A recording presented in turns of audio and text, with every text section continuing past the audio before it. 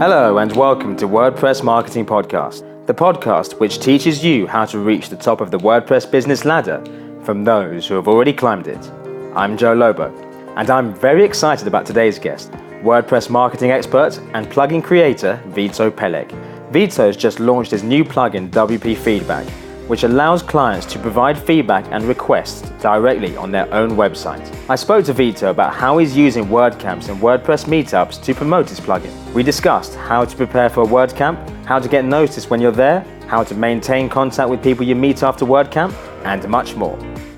So here I am with entrepreneur, WordPress plugin creator, rockstar, and one of the stars of the recent WordCamp Europe, Vito Peleg. Vito, thanks for joining us here on WordPress Marketing. It's my pleasure, Joe. So obviously you've done a lot of things in your time, but I think the one that intrigued people is rockstar. Like what was that like, being a rockstar? Right. So actually it's very much similar to launching a product, surprisingly.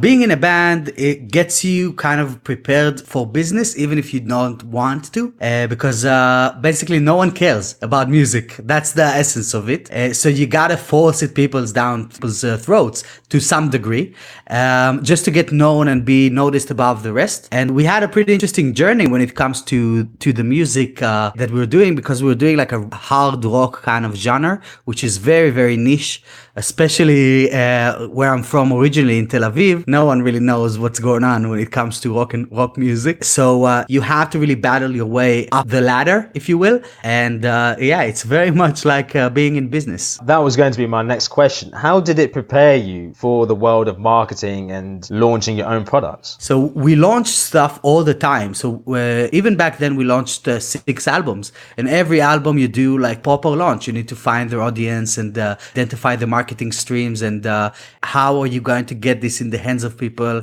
how do projections of sales to see what budgets you can allocate.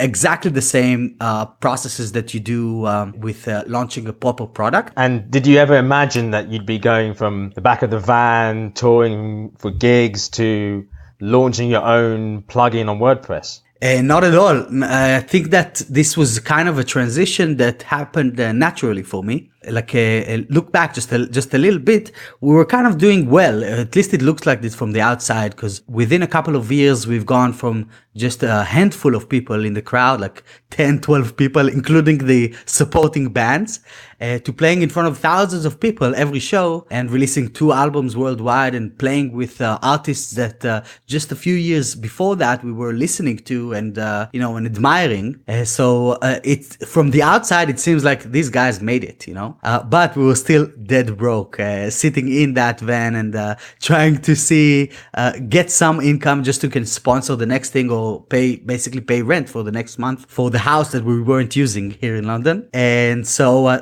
that's when I started building websites, and a lot of the stuff that I did with the band helped me score the first few clients. These were my case studies. One of the things you mentioned is the community in WordPress. I agree, it's incredible how everyone's together, helping each other out, and there's always someone for whatever job you need, whether it's web design, web development, or anything else. In particular, I think you see this at WordCamp Europe, which obviously you were at recently. So one thing I was wondering is, because of course you were very active there, how did you approach promoting WP Feedback? So I came prepared. So first of all, I looked at the entire list, and there were 3,300 people on the attendance list. And I literally went through each one of them to their Twitter profiles to see who they are, if there are people that I would want to get in touch with as a potential partner or something like that. And I made a massive list of people that I want to find at the event. So that was a pretty daunting process to go through all of these people, but it was super worth it in terms of the connections that I've done there. And, because you see 3,000 people, how are you going to recognize that this guy is from GoDaddy and this guy is from Elementor and this guy is from there, You wouldn't. So by being prepared, I kind of allowed myself to leverage a lot more than most people, I would imagine, managed to achieve in these 3 days. Did you email them beforehand? Emailing people like this before, it doesn't really work. These people have their own thing, and I know because I'm running my own business that 90% of the communications that are coming to me are being blocked either by my team or by myself. I don't want to be talked to. I just want to talk to people myself. But when someone is there and they're smiling at you, and you get to shake their hand and tell them how you were affected by their product, or how you kind of find that kind of connection to spark a conversation. It's a completely different ball game, and this is one of the biggest reason why everyone that is listening to this podcast need to go to WordCamps, and to any WordCamp that they can go into. I'm actually already booked for the US one, and I'm going to go to Brighton as well, and there's one happening in Tel Aviv as well in September that I'm going to go visit. So I'm already scheduled until November from now on multiple events like this. And even though I think that most of the people that I actually wanted to reach out to within our ecosystem already were at WordCamp Europe, you can never stop enhancing that relationship, Now I'm back and I'm going to do the follow-ups. Some will stick, some will just, keep ignoring or wouldn't find the time to do it. But then you see them again. That's when you enhance that relationship even further. I think that's something that we've done really well. As a band, it was a thing that we employed a lot. So, for example, we went to Download Festival, right? In the UK. Yes, I'm familiar with it. Yes. So it's like a massive rock festival in Donington. For big fans of heavy metal in particular, isn't it? Exactly. Yeah. So you have the likes of like Black Sabbath playing and Soundgarden and all this kind of stuff. Then and you have 100,000 people going there, or about 80,000 people. So, and these were all our target audience. So we figured, like, what can we do not to spam them, because that's the biggest mistake that most people do at these kind of stuff. They go out with flyers and they just do push out flyers everywhere and just shout their name out. So we try to look at this from a different angle. What can we give, or what can we do for the audience that they will appreciate? So what we did is, actually I have it here. We did like bandanas that we gave away with the band logo, and we did about 1,000 of these things. And we gave, even as people were standing waiting to go into the event, we just gave out these bandanas that everyone wanted. And for the rest of the festival, everyone was walking around with the with Chase the Aces bandanas, and it was a huge boost for us after the event. And we could see it in the statistics. Look at the Google Analytics, you can see how many people visited just to this kind of campaign thing. And so even now, I took the same approach. I didn't want to give your own bandana to the WordCamp attendees as well. Bandana wouldn't really work for this audience. Maybe it would, because there was the after party was like an 80s party. But my idea was, we love data, like we're all geeks of these things.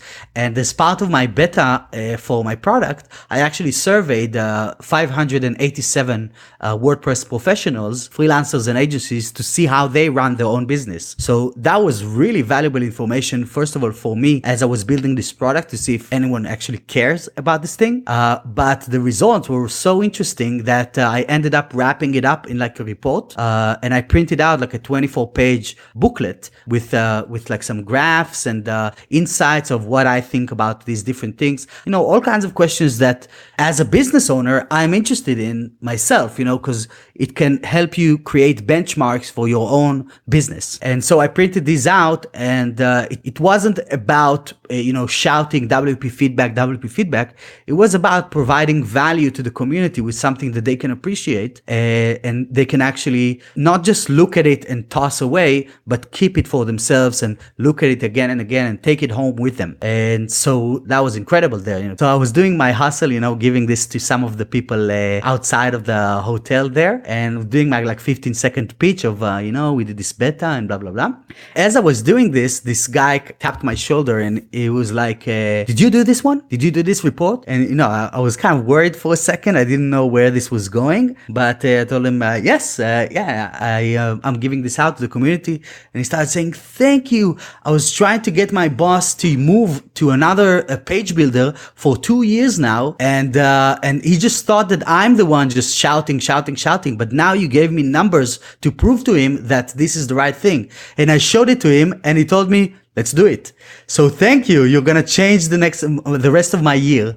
I think that was the kind of like the best testimonial, especially as I was giving this to people, and they were like, whoa, let's see what this is about, So, as long as you provide value to people, I think that's a lot more important than just shouting. So for people at home who are thinking about going to their next WordCamp and trying to work out the best strategy, I kind of want to get your checklist of the things to do beforehand, things to do when they're there, and things to do after. So beforehand, you said you researched researched the 3,000 or so attendees there. I mean, correct, roughly how many did you identify as ones that you wanted to connect with? Approximately 40 people. How did you decide that they were the ones that you wanted to get in touch with? I tried to hypothesize partnerships ideas. So how can we integrate our forces, or do they share the same target audience as me?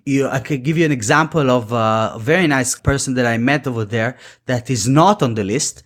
Matt from GiveWP. He has like a plugin for charities to do charity donation form. And his target audience are nonprofits and charities around the world. Obviously, that's not my target audience. So that's why I kind of kept him out of the list, even though it was really nice to meet them.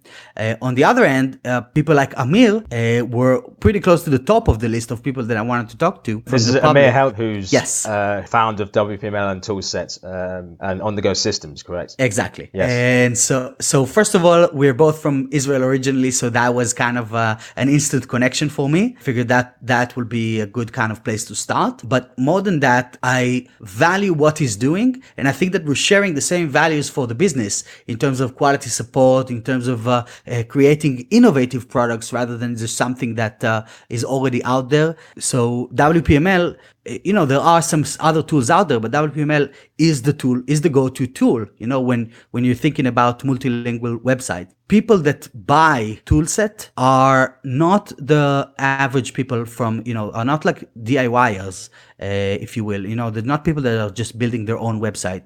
These are proper professionals because they need to handle complex systems. And these are the people that I'm looking for as well.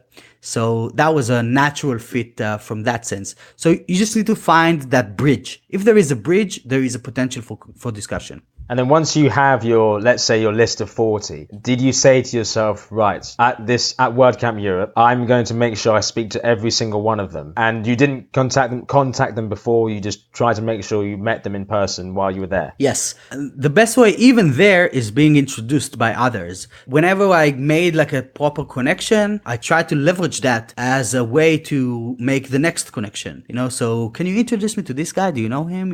That kind of thing.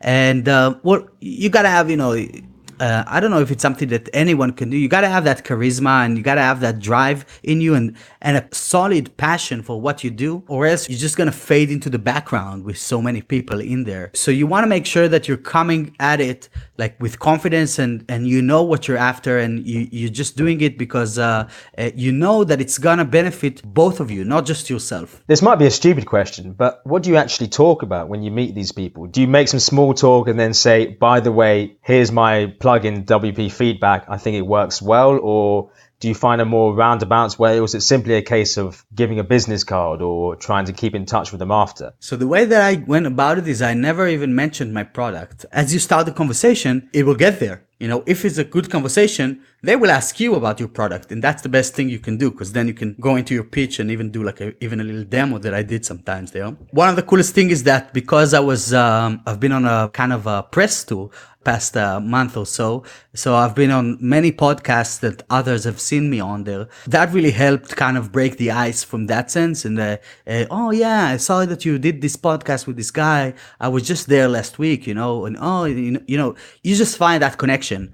Or if you're a client, it doesn't get stronger than this. Being in the WordPress business for the first WordPress website I've built was 10 years ago. So I've seen the evolution happening over the years and the shifts in the market. Through my agency, we're buying a lot of plugins. That's the natural of the business. As you build more and more websites, it really helped kind of solidify that connection. More than that, I had the survey that I did that literally pointed out a few of the key players for me. The people told me who they're using, So we had like about 40% using Elementor or something. Yeah, 40.2% using Elementor of the survey. Then we had some people with a nice chunk with Beaver Builder and so on. So I started with this and I went around to these founders, showing them the statistics of what we found, and they found it really valuable from their own kind of purposes. It's not about us, and it's not about me, That will happen if I make the connection, looking at the other side and really seeing them, not just not shouting your name. I think that, and in the music world, it's so obvious, you have this age, you probably been there like 10 years ago or something, where you got all of these messages on Facebook of people, like my page, you gotta like my page, you gotta like my page. Who the hell are you? Why am I gonna like your page? Let's start a conversation. If I want, I will like your page. So just going out and shouting, like my page, see my product, check this out, do this, that doesn't work. It just creates antagonism. But if you create relationships, they want to join you as long as you can provide value to them and their lives. You mentioned how you managed to get on a podcast beforehand, and that was Yes. a way to get recognized by influential people at WordCamp. Is that something you did with the purpose of basically getting known ahead of WordCamp? How did that come about? That was more of one of my kind of go-to market approaches for the plugin itself. Again, with the band, PR was a huge thing. You have magazines and you have radio stations. So I've been doing interviews for a long, long time. So I feel comfortable doing this already. I know that a lot of people, this is a bit of outside their comfort zone, even though it shouldn't. We're just hanging out right now. It's nothing more than just hanging out and talking to a new friend. And so that's the way I like to look at this. For me, it was just a way to put the name of the product out there. As you can see, even when I'm doing these things, I do talk about the product, but it's not the focus. I try to just give value to the listeners, and we kind of pick a topic that I can feel confident talking about and share my knowledge, and hopefully it will come back in the future in the form of customers or collaborations or partnerships and all this kind of stuff. So that wasn't really a focused method of approaching WordCamp, just a great thing to do if you're selling products, basically. You now just finished WordCamp. You had your list, you had your 40 or 50 or so people. You came to WordCamp, you managed to speak to them, you hopefully make an impression on them. What happens next? How do you maintain a relationship with these people now that you're not with them face to face? This is the hard part, actually, because even if they don't want to talk to you when you're in front of them, they're not just gonna turn away and start walking away, right? They're gonna be polite and gonna talk to you a little bit and then just not reply. So this is the tough part, making sure that you follow up and that you have something solid to offer. I think there was a talk, and this is another reason to go to WordCamp. I went to WordCamp in London just a few months ago.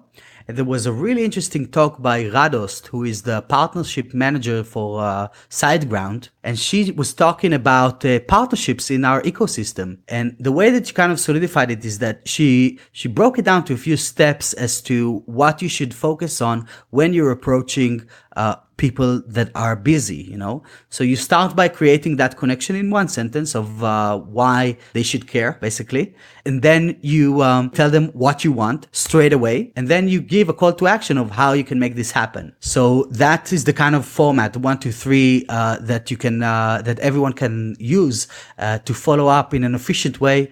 I think that most follow-ups scramble or kind of fall between the cracks because there isn't a genuine thing to talk about. It's just kind of like, let's see what's up, blah, blah, blah.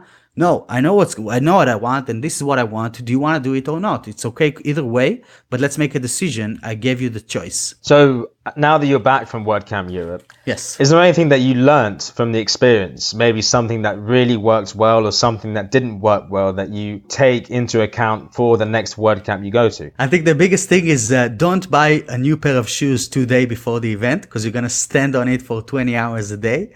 That was the biggest mistake of the event for me.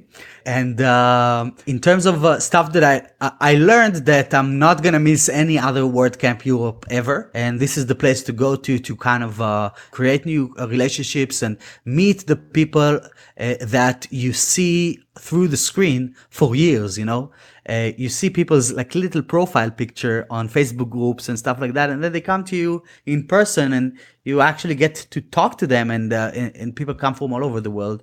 That was amazing for me. I didn't get to go into too many talks this time. I was more like just doing the hallway kind of method on this one.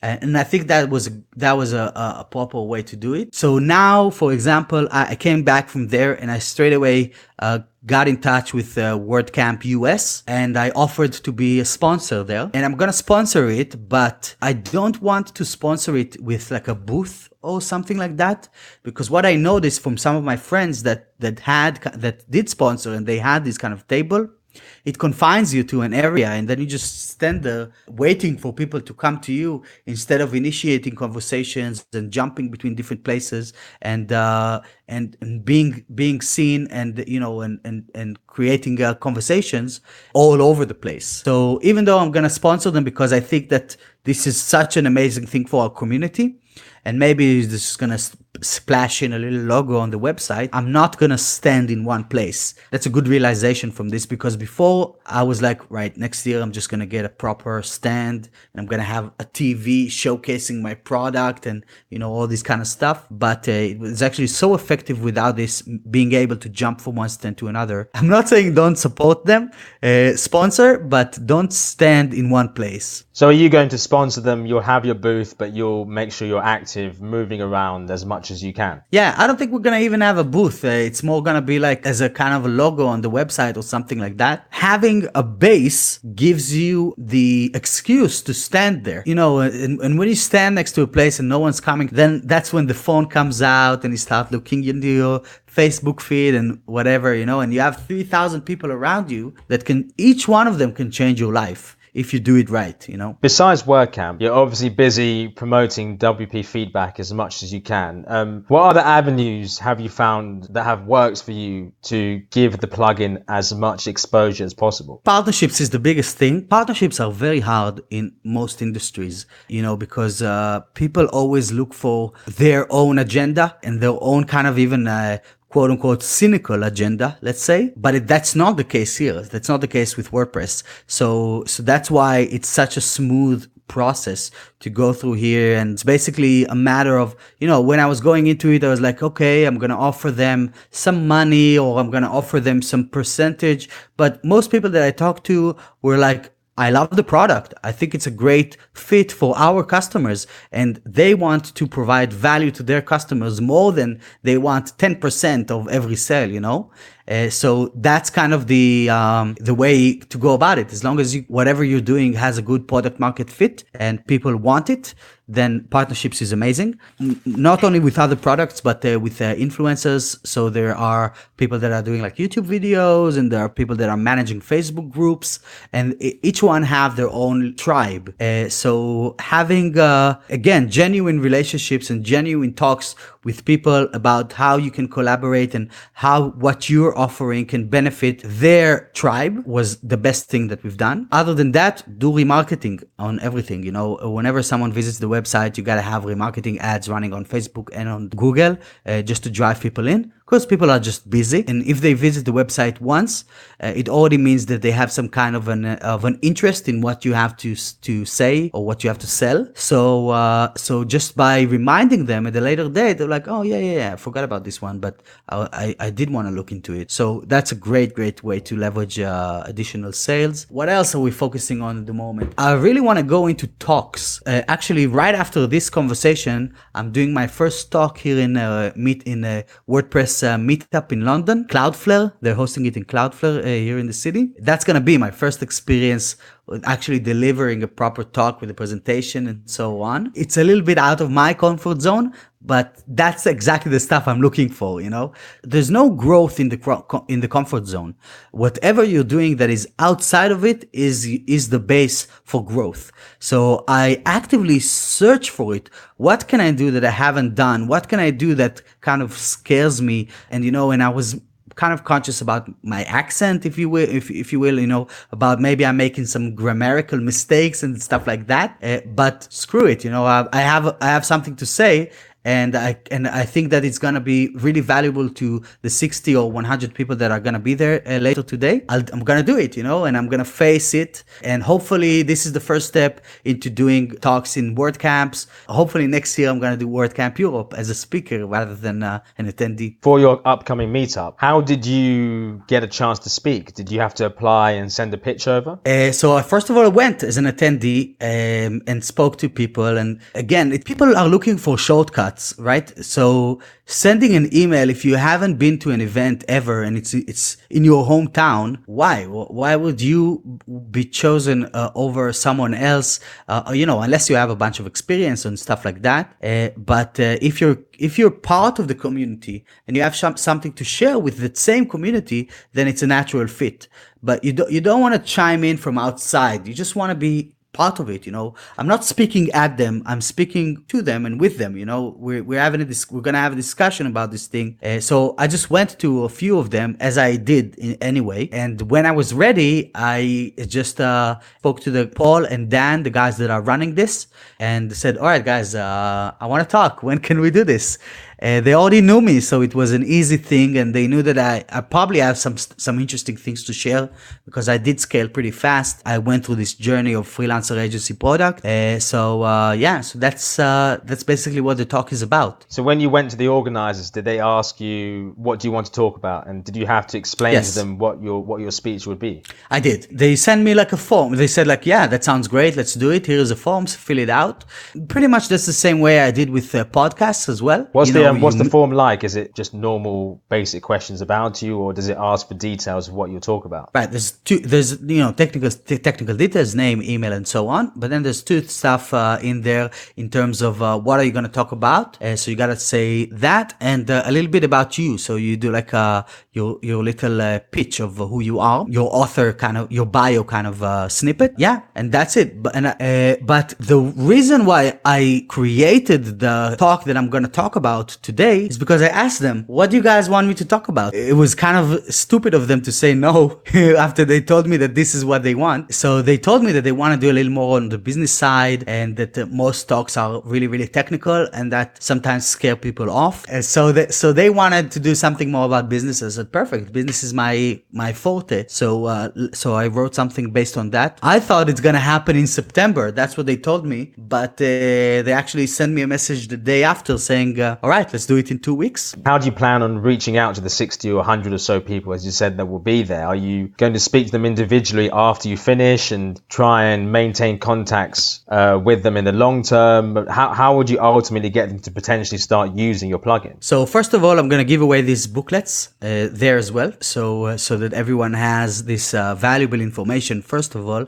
And is this your survey with the data? Yes, yeah. Okay. It's kind of like, we do this stuff all the time within our ecosystem for clients. You do like a bit of a book, an ebook, and you give it in return of an email, right? And this has your logo and everything on it, and exactly. details about your websites as well. Exactly. Just a bit of a few screenshots or a few kind of mock-ups of how the plugin is used. That's just on the final page out of 24 pages, just as a way to kind of make this make sense for me as well, because we do pay for these stuff when we print them out. But more than that, we created a little form on our website, and that people can go in, and I'm going to say this as part of the talk. They can go into this little form, give their email, and they're going to get the presentation straight away. So I get their email, and that's an instant connection with them. They're going to go into a list, and then they're going to be nurtured up the value ladder, as we like to call this, so that hopefully, if the product is a good fit for them, they'll come in as a customer. After this meetup, what are your plans over the next few months? Are you trying to attend as many meetups and WordCamps as possible? I know you mentioned WordCamp in the States as well. Have you got any others on the list? So there's one in August in Brighton, here in the UK. And there's another one in September in Tel Aviv. And then there is that one in November in the States. So I think these are the 3 ones for the next quarter, let's say. I don't know if I'm going to do more than that, but I need to follow up. I have 40 people to follow up with and create some incredible partnerships as we're talking about right now. So this is going to be whatever happened in those 3 days would have taken me 3 years to get to, just to find these people and to get them, to look them in the eye and, and have a meaningful conversation with them that will potentially lead to something bigger. So now the game is to execute, basically. It's been 2.5 months. I Yes. can't believe it's only been 2.5 months and you've already got to this position. What have you learned neither. above all? Well, you said it felt like 2 years before, so it must have been very stressful these last couple of months. To be honest, I was just waiting for the stress to kick in. But after doing client work for so many years, client work is so stressful, man. It's crazy because the expectations are so high from every single customer that comes on board. That was a lot more stressful than doing this. This is a walk in the park. I'm just talking about a product that I love, to people that I love, to people that are me. You like, I think that's one of the biggest thing here. So when we're selling to customers, when we're selling websites or whatever kind of thing we're doing, in most cases, they're not you. They're not, it's not people you'd go out for a beer after you finish the project, you know what I mean? But talking to other designers, other developers, other people that are within the space that has gone through that same journey, or that you can learn something from them, that they can learn something from you, makes it so much just fun, I'm just having a great time talking to all of these people, and the fact that the product is successful at such an early stage just proves that I know what my problem is, and I created a solid solution to tackle it for me. And because the rest of the people are like me, it makes sense. I understand. And I promise this is the final question. For sure. Imagine that we were talking, at WordCamp or at a bar, and I came up to you and said, Vito, look, I'm thinking of starting up my own plugin. Yes. Have you got any advice for me? What would be the first thing to enter your head that you think I need to remember or learn? Start a band. No, I'm kidding. Instead of going down the product route straight away, you want to start with doing client work. You want to start with building websites and serving people, because products is very little about the actual function of the product. The way I see it now, it's a lot more about the service that you give to your customers and the experience that you create for them. So by building websites for other people, you're kind of doing that same thing, because what is a website? It's a product, right? You build products basically every single month on an expedited process, with time pressure on you, with the clients breathing down your neck. And this is like the best way to kind of, at least in my mind, to dive into this process and learn how to run a high quality business. Because if you manage to do this, even with a small amount of customers and small amount of people on your team, once you do that transition to product, everything is so clear and so kind of like easygoing. We already have the support desk set up. We already know how to do that kind of stuff.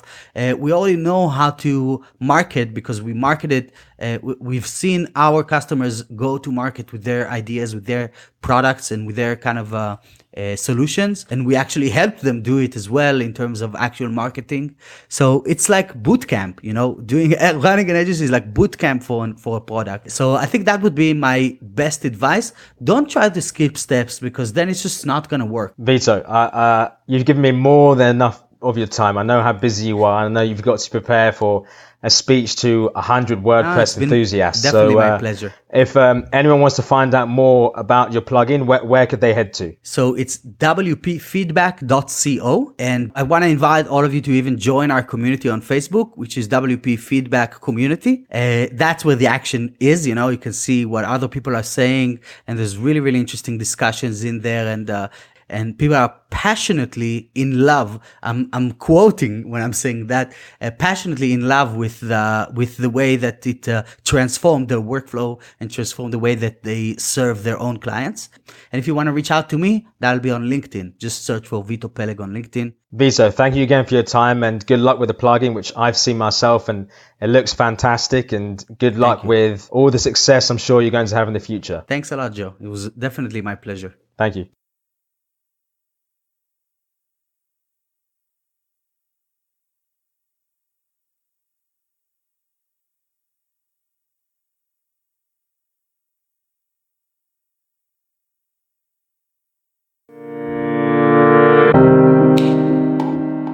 Thank you to my guest, Vito Peleg. If you're interested in attending a future WordCamp, you can find the nearest one to you at central.wordcamp.org. And if you want to check out previous episodes of WordPress Marketing, head to wpml.org/category/WordPress-marketing. I'm Joe Lobo, and I'll see you next time.